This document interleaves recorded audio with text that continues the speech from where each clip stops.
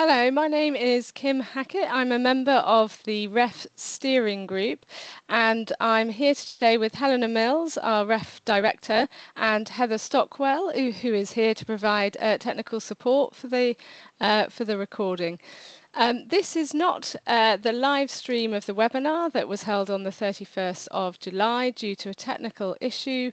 We are re-recording the presentation session of that webinar. We will also provide a document containing the Q&A that we covered in that session, so that you can also review those Q&A. And if you've got any more questions that arise during the course of this recording or afterwards, please do send them in to info@ref. So the webinar today is focused on this survey that's been launched on the final policy developments for the Research Excellence Framework 2029. In this recording, we will provide you with the context for that survey, an introduction to the 6 topic areas that are set out in the survey, and give you some information on how to respond. If we can have the next slide, please, Heather. First of all, I'm just going to provide you with some introductory information about the Research Excellence Framework. So the Research Excellence Framework is the UK's national exercise assessing the quality of research undertaken in the UK's higher education institutions. It's owned and led by the 4 UK funding bodies who are represented here on this slide. And the outcomes from the exercise inform over £2 billion of public investment in research, and also provide accountability for wider public investment in research, as well as insights into the health of research undertaken in UK higher education. The assessment exercises are periodic. The last one took place in 2021 with results coming in 2022. Previous to that, there was an exercise in 2014 that replaced the research assessment exercise that took place prior to that. All of these exercises have evolved in response to learning and feedback and evaluation activity, and have evolved in line with the policy objectives of the 4 higher education funding bodies as well. In view of both the scale of the exercise and the funding that's linked to it, it means it is a clear mechanism for achieving our policy objectives, which principally to drive a world-class dynamic research base here in the UK. So in terms of the current exercise, the assessment itself is due in the calendar year 2029. We've had a modular approach so far to the guidance, publishing the guidance, with major updates most recently published in December 2025. Since that time, we've been working closely with our expert panels on developing the panel criteria.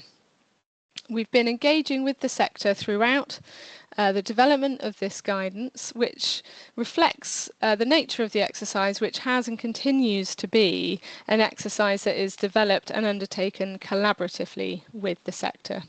Which brings us, I think, nicely to the next slide and the context for the survey that we have launched and that this webinar is focusing on today. So why this survey and why now?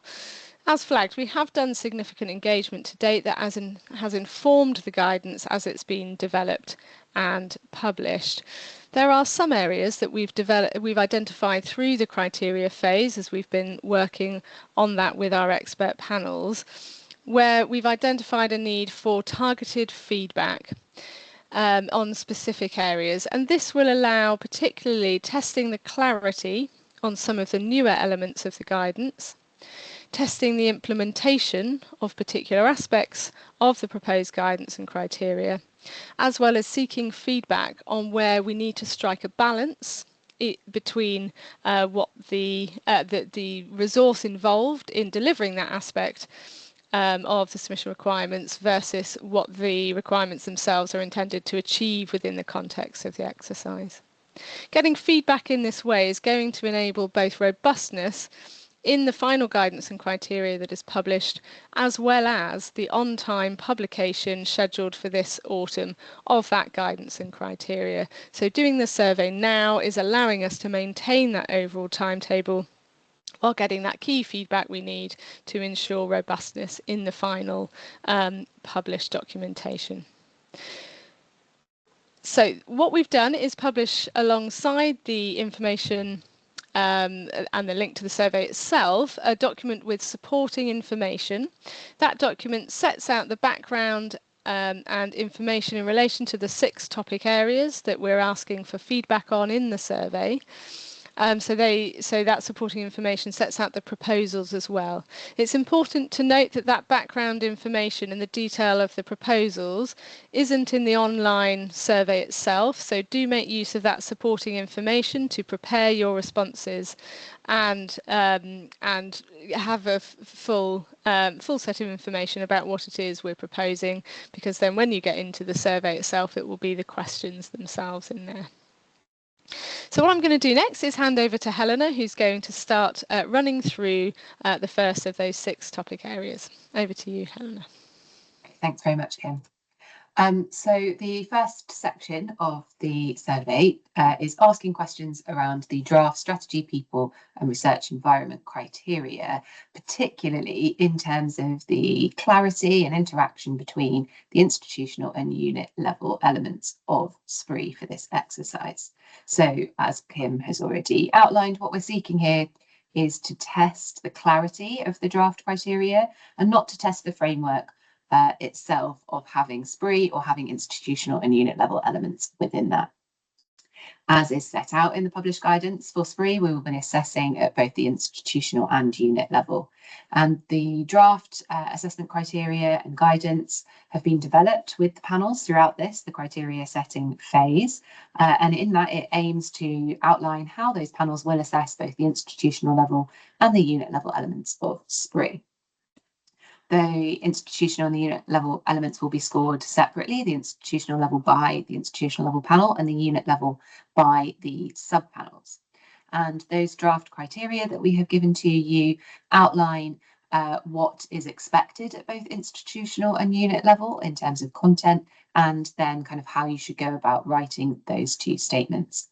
And what we're seeking views on here is whether or not those criteria that we have drafted clearly distinguish between the requirements at institutional and unit level, and whether that makes sense to your institution and will be something you are able to complete.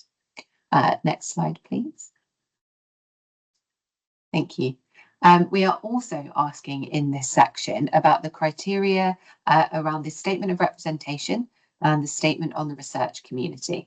So at the unit level, there is a contextual section for your SPRE statement, and this will contain an overview of how the unit is structured academically, as well as these 2 statements, the statement on representation, which is about addressing the distribution of outputs across your substantive links and across the research areas that the unit has.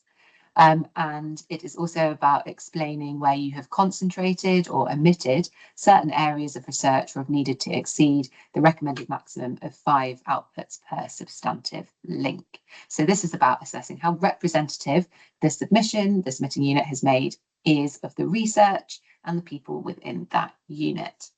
The statement has been the assessment criteria for the statement has been developed in consultation with RDAP, so the Research Diversity Advisory Panel, to make sure that we are really considering the diversity of outputs, which is a really important element of this exercise. The statement on the research community is where the submitting unit will be asked to describe the wider research community, so those people beyond those counted in the volume measure who contribute to the research and impact undertaken within that submitting unit. And in relevant disciplines, this will also include clinical academics. The staff will be all of those that are relevant, so research staff, enabling staff, research students, and relevant external contributors as well. These 2 statements will not themselves be scored, none of the contextual elements will, but they will inform the assessment of the scored elements of the unit level template. And what we are asking here, again, is whether or not it is clear, the criteria that we have drafted, whether it's clear what is required in each of these statements and how it will feed into the assessment of the unit level SPRE statement. Next section, please. Thank you. So section B of the survey is asking questions about the approach to submitting SPRE for institutions who are submitting only to a single unit of assessment. And what we are trying to do here is find a way to address some concerns that have been raised to us in consultation with the panels in the sector throughout the criteria phase of small institutions submitting only to one unit being able to distinguish well between institutional level strategy and unit level activity in two separate statements.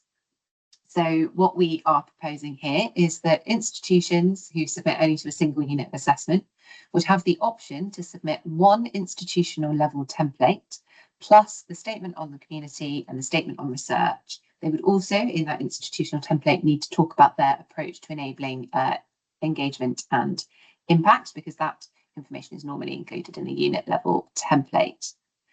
So instead of submitting both templates, institutions would have the option just to submit the one plus that additional supplementary information.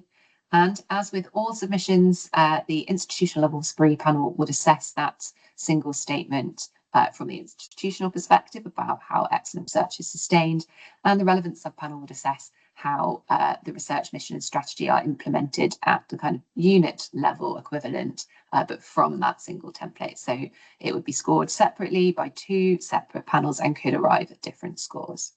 Crucially, we are suggesting that this would be optional, and institutions that submit only to a single unit of assessment would still be able to make separate institutional level and unit level submissions if they so wished. So we're seeking here feedback on whether that seems like a reasonable approach, whether or not it addresses the concerns that have been raised about those submitting to single units of assessment, and what you think it would mean for burden, as well as about how well you could explain your activity that is both institutional and unit level. So next slide, please, and I will hand back over to Kim to talk about unit reductions. Great, thanks, Helena. So the UK funding bodies are committed to supporting and including a range of measures in the assessment framework that support equality, diversity and inclusion. In the CKU guidance, the Contribution to Knowledge and Understanding guidance that's already been published, we set out a provision for making equality-related unit reductions. So the proposals set out in the survey documentation provide further detail about the proposed approach, which has been we've received advice from PDAP on as it's been developed. So this approach includes continuity in the principles on equality-related unit reductions in keeping with the previous exercise, while the details themselves have been adapted to reflect the decoupled context of the framework for 2029. With decoupling, institutions have greater flexibility in building their outputs for submission through both the broadened output pool as well as the requirements that govern the submission of outputs from that broadened output pool. So it's our view that this should already enable a flexible approach in returning outputs for submission and avoid, therefore, uniform expectations about a contribution to the output pool from of staff. It's therefore the case that we expect there will only be a small number of cases where the effect of equality-related circumstances across the unit are collectively having a disproportionate effect, where that materially exceeds what can be reasonably accommodated within the existing flexibility. So this is not a process that is intended to address routine variation in research capacity, but really to focus in on where those effects are disproportionate. For that reason, this approach is focused on the smallest units where we consider that disproportionality to be most likely. So cases may therefore be made where the volume measure is under 10 FTE. If we can have the next slide, please. So the proposals set out the criteria for where a case may be made, which, as stated, relates to units where the volume measure is less than 10 FTE and where there is a disproportionate effect on research capacity, which is determined through assessing the reduction in capacity in terms of the total person years in the assessment period. So in order to get to that, the total person years in the assessment period would be the volume measure multiplied by the 8 ref years in the assessment period. And we've set out that disproportionate effect would typically correspond to a 15% reduction or greater. We've got a worked example on this slide that's also in the documentation to demonstrate what we mean by this. So if you had a unit of 6 con FTE, that would have 48 person years across the ref period, so that's 6 con FTE multiplied by the 8 years of the ref assessment period. A 15% reduction equates to at least 7.2 person years lost. So the proposals then set out what the approach would be to making a reduction request. So the case would need to be set out in advance of the submission's deadline, with responses also provided in advance of the submission deadline, which is to be made along with evidence that substantiates the claim for the loss of capacity and effect on the output pool. So the case itself would need to include an indication of the level of reduction in research capacity of the unit due to the quality-related circumstances, and any additional applicable factors related to disciplinary norms, for example, single-authored outputs, long-form, extended process, and the nature of the impact on the submitting unit's available output pool in the context of the unit's wider research community, the flexibility offered by decoupling, and any other limitations that have that provide the context for making this reduction request. So the request will then need to set out a proposal for the number of outputs to be reduced. And the way that this should be estimated on a reasonably consistent basis across the piece is to apply the percent capacity reduction to the number of outputs required. So in the example on the slide, we've got a 15% capacity reduction equating to 7.2 person years lost. The calculation would then be to apply that 15% figure to the total number of outputs required in order to reach a proposal for the number of outputs to be reduced. That can then also take into account any wider factors in putting forward the total number to be reduced as well. In making requests, institutions will need to have robust procedures in place to manage their data for unit reduction requests and managing those confidentially and in accordance with their obligations for processing personal data. And we've set out that requests must not be based on staff declarations.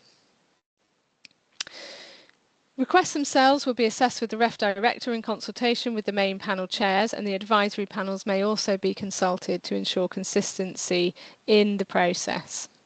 The outcomes themselves will be published in summary forms, so number received and whether they were granted in full, in part, or not at all, but the details of the request themselves will not be disclosed. So that summarises the overall proposals that we've set out in the supporting information, and what we're seeking your views on are whether these proposals are clear and workable, whether they deliver benefit without creating disproportionate burden, and whether the evidence requirements are appropriate and proportionate. So that summarises the equality-related unit reductions, and I'll hand back over to Helena to the next topic area. Great, thank you very much, Kim. Yes, so the next section of the survey is proposing an amendment to some already published guidance within CKU, Contributions to Knowledge and Understanding, around the ability to submit an output to more than one unit of assessment. So in the guidance as currently published, outputs can be submitted to as many units of assessment by a single HEI as it meets the unit descriptors for. We are proposing an amendment to this based on discussion with the panels that has highlighted some concerns and difficulties with doing this. What we have tried to do in proposing the amendment is kind of keep the kind of broadly continuous principles with REF 2021, but adapt it for the decoupled framework, because as Kim has already outlined, in a decoupled exercise like REF 2029, outputs are not tied to individuals, and so the individual who authored the output does not need to be kind of assigned to the same unit of assessment as the output goes to. Where outputs are kind of submitted to units of assessment, that is totally dependent on whether or not that output meets that unit of assessment descriptor, as well as whether or not it has a substantive link. But the substantive link does not need to be to the same unit of assessment. So what we are proposing here in this amended rule is that an output may only be returned once per unit of assessment in line with REF 2021, and it can be submitted to multiple units of assessment by a single HEI, up to the number of substantive links the institution holds to it. So the worked example here shows that an institution has got 4 substantive links to a journal article, and that journal article aligns with 5 different unit of assessment descriptors.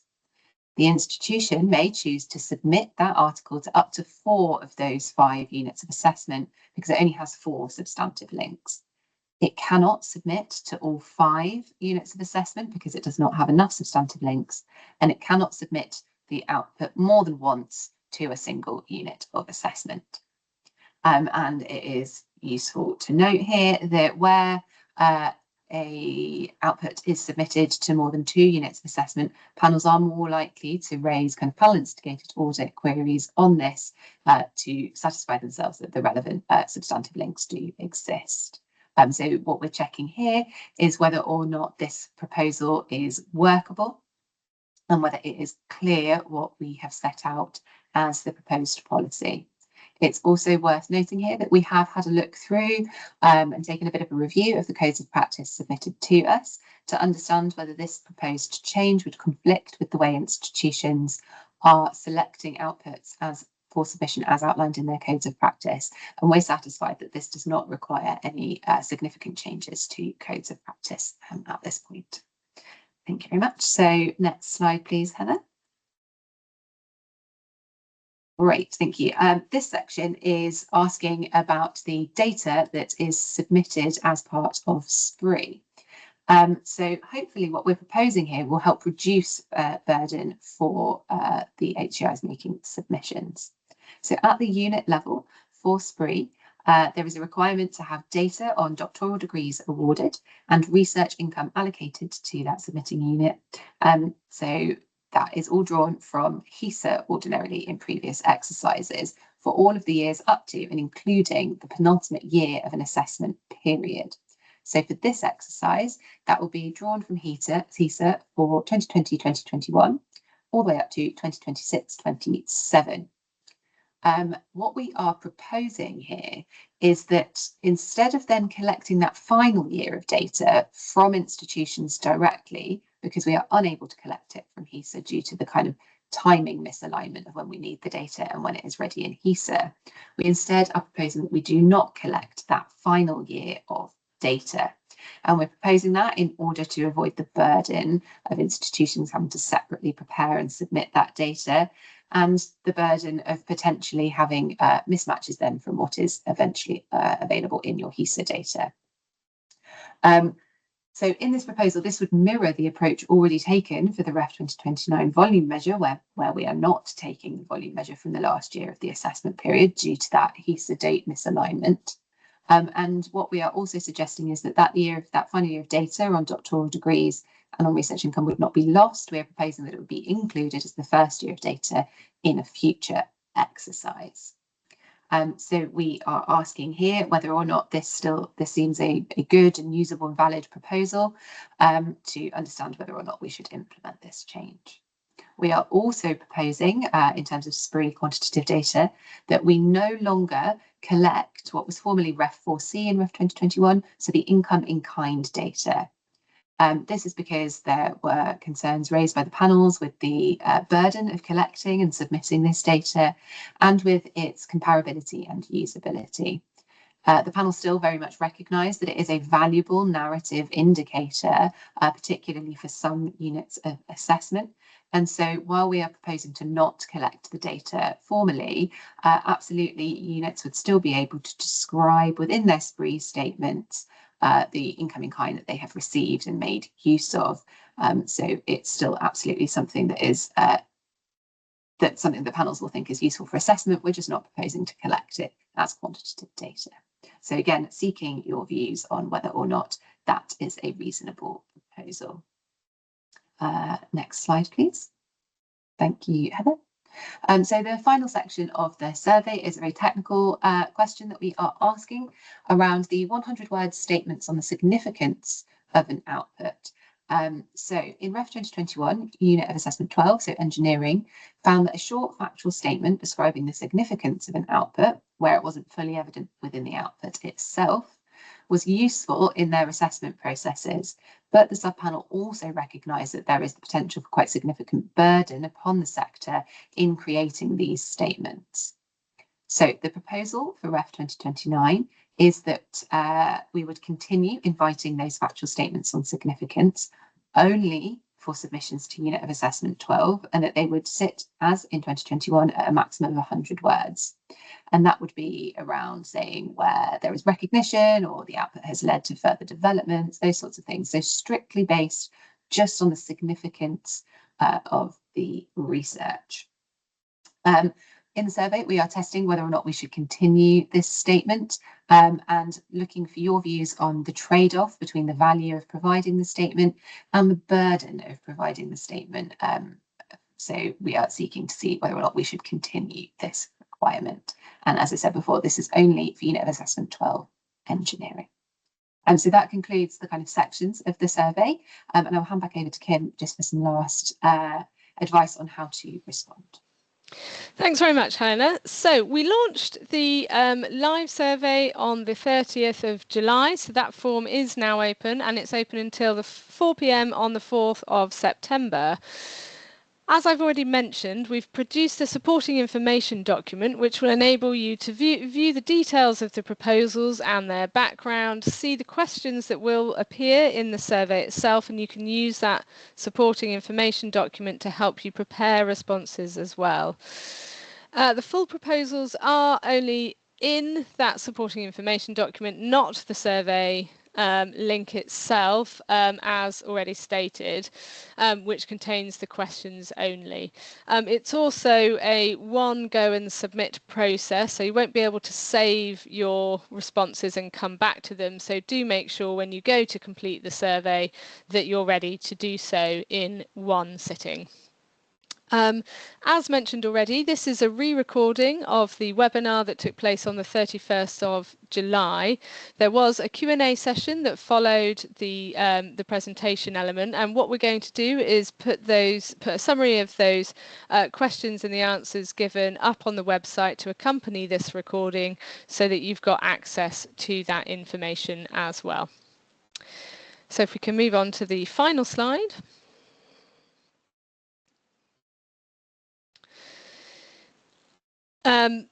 Which summarises essentially the final information that came at the end of the webinar. But the key information on this slide, if you're listening to this re-recording, is if you do have any questions that haven't been answered in the Q&A that we'll put up alongside this re-recording, please do contact us on info@ref, and we will endeavour to respond to you. And if you've got any suggestions on how we can improve the guidance as well, we'll very much look forward to hearing from you on that.